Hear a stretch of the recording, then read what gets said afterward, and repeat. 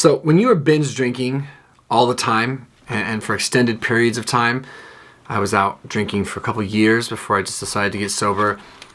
One thing becomes pretty apparent when you do get sober is just how out of touch you were with the realities of your life, the unmanageability of it, and the way that it was impacting other people.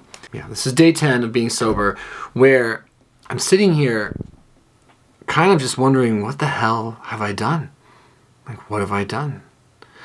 So in this video, we're going to reflect a little bit on some of the emotions and thoughts and feelings that I'm experiencing in my early sobriety, kind of some of the reflections that I have on the life I was living, the impact it was having on other people and myself, and just how that makes me feel now and what that stirs up. And we're going to talk a little bit about how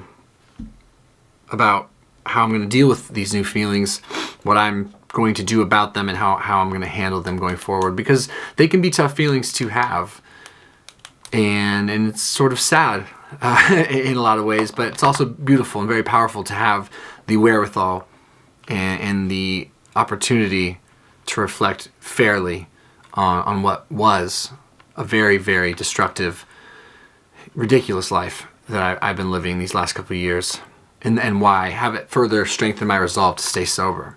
So if you want to be here for that, it is early in the morning on a Friday.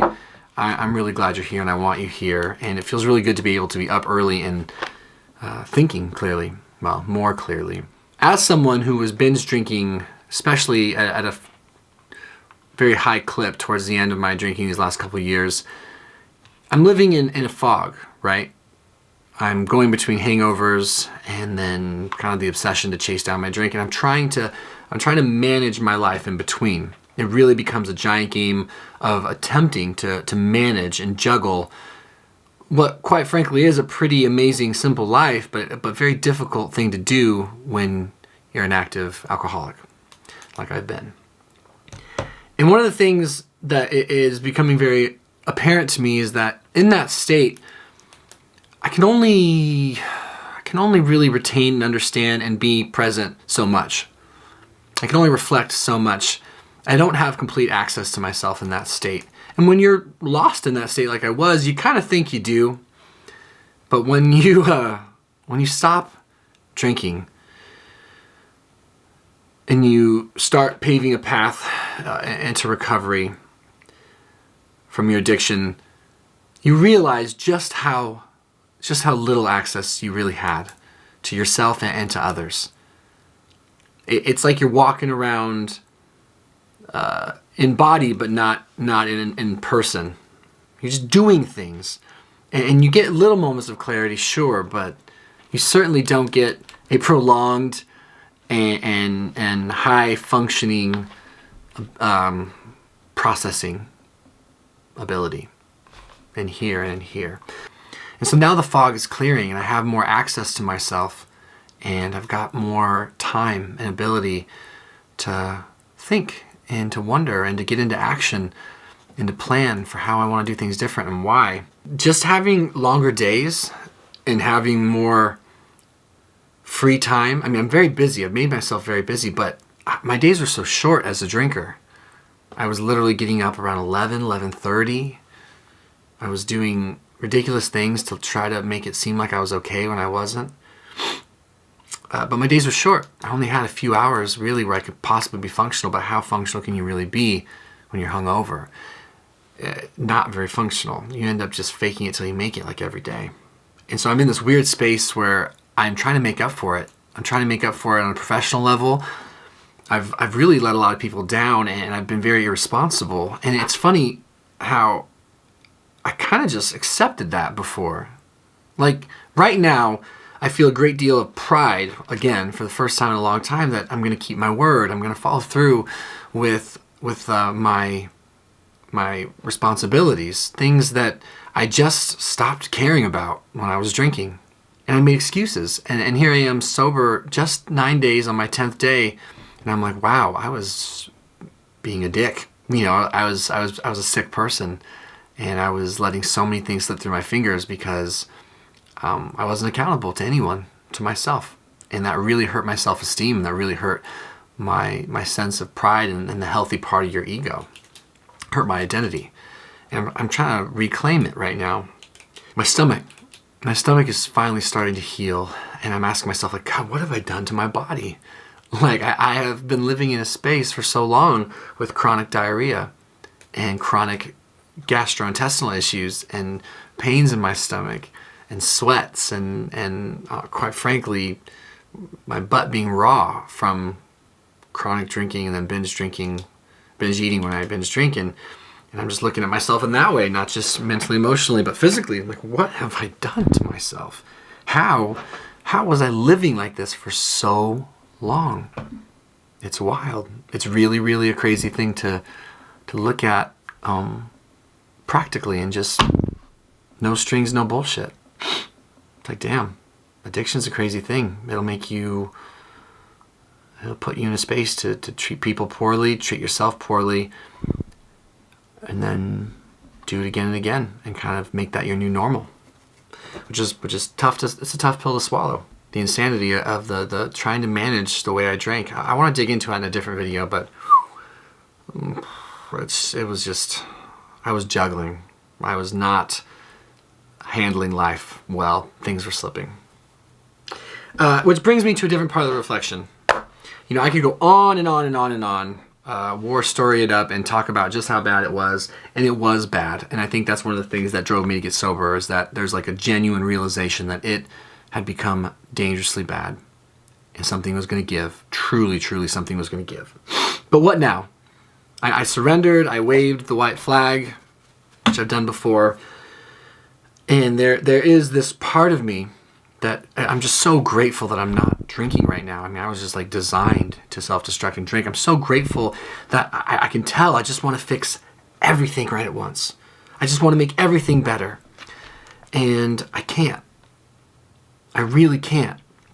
Time takes time. And one of the things I'm having to come to terms with and find acceptance with is that to heal these professional relationships, to heal my body, to heal my mental health, and most importantly, to heal my marriage, which I want to dive into in a different video in greater detail, I'm going to have to make a living amends and have an action plan, a daily action plan in recovery. And getting better is not going to happen overnight. And I think that's been one of the most important things for me to reflect on, is that I cannot fix everything at once, nor should I expect myself to be able to get well that fast. Recognizing what I've done to my wife has been that's been the toughest thing.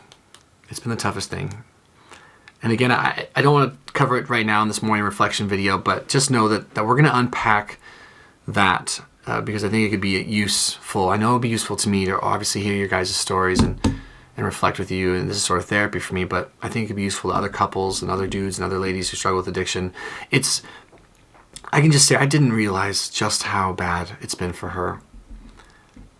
And it breaks my heart. It breaks my heart because I'm not the man she married as a drinker. She married a sober man. And last night she was, she was a little bit in tears. She's got some PTSD over my behavior and over the unreliability of who her husband's going to be from day to day, month to month as a drinker. And that's tough. And I needed to hear it, and I do need to hear it. And we'll talk about that more some other time. But that relationship's going to take a lot of hard work. And it's funny, you lie to yourself when you're in your addiction. You really do. You tell yourself, like, no, I'm doing fine. I'm holding it together. This is impacting only me. Because you know, when you're screwing up and you're over drinking and you're obsessing about it and you're just lost in that vicious cycle of absolute self-destruction, but you're still having fun, still just trying to have fun. You know when it's not right, But what I think gets lost a little bit is just how far the ball dropped, just how much it was affecting other things. Because you don't have full access to yourself. You don't have full access. Your self-awareness is bad as a drinker, and now my self-awareness is improving. And I'm like, ooh, man, I've been messing up bad. Not just in here, but out there. And seeing the toll it's taken on my wife, just in these little doses. I have so much more to understand about what this has done to her. But it's really sad. And I need to not wallow. I need to not sit in this space of like feeling self-pity. Adult responsibility is mandatory for me now. That's where I was. This is where I'm at. I have to own that. And I need to be patient. And I need to do my part, clean my side of the street. And I just keep telling myself, that, and I keep trying to be gentle with myself. I can't change the fact that I've been binge drinking and kind of running wild for the last couple of years. I can't. I needed to do that, I guess. It needed to happen. But I need to be here now, and I need to be present, and that's my goal. And I can't wait to mend that relationship. And I think it's really, really important for me to understand just how devastating my drinking has been, not just on me, but on others. I need to know. I need to hear that. I need to cut the bullshit. I need the truth. So I have a daily action plan. I'm going to stick to it. And I'm grateful for that opportunity. I'm loving this newfound energy and clarity in early sobriety. I'm riding a little bit of that pink cloud, and I will take it. It's just such a relief not to be drinking. I honestly didn't think I wondered if I'd ever get sober again. Just wondered. I kept, I like to tell myself, well, of course you will, but some people don't. And I'm not a kid. I was running hard towards an alcoholic death. Yeah. So that's my morning reflection. Early sobriety is a trip, and I'm feeling it all. I'm feeling it all and thinking about it all. But I'm committed to being gentle with myself. I am committed to just following a game plan and doing it one step at a time. How do you eat an elephant? One bite at a time. Run a marathon one step at a time. So steady as she goes. I have today. I will fight for today. Please share your experiences in new sobriety. I'm not going to only talk about that on this channel, but let's be real, that's the biggest thing going on in my life right now. I'm really glad you guys enjoyed the vlog that I posted yesterday or the day before. That's awesome. I plan on incorporating that once or twice a week as well. And it's been really good to be able to dive back into YouTube, dive back into other professional work that I do for my business, and dive into people. That sounds weird, but it's been really good to be available to people. It just feels good to be present again. It's like waking up from a really weird dream. And this is where I belong. So shout out to all of you who have just stuck with me. God bless you. Thank you. Thank you. We don't kick our wounded is what someone recently told me when I was like, hey, thank you for not giving up on me. And this person was like, oh, we don't beat our wounded. We don't abandon our wounded. And I've been wounded. And addiction's crazy, and it kills a lot of people, and I was headed there. So that's the morning update. It's so also very nice to be up in the morning.